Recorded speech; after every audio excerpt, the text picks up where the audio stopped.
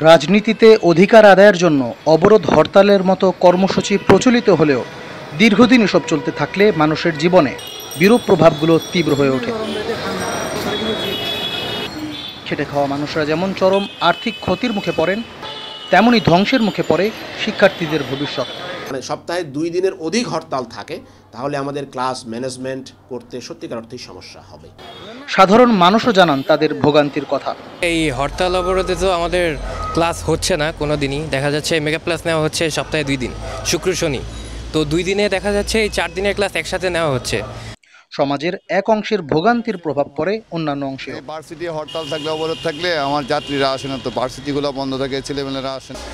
শিক্ষার্থী সহ সাধারণ মানুষের প্রত্যাশা, দেশের নিরাপত্তা সহ ভবিষ্যতের কথা বিবেচনা করে রাজনৈতিক ইস্যুগুলোর শান্তিপূর্ণ সমাধানের উদ্যোগ নেবেন রাজনীতিবিদরা। মুস্তাকিম বিল্লাহ সাদ, ইউলাইভ টিভি, ঢাকা।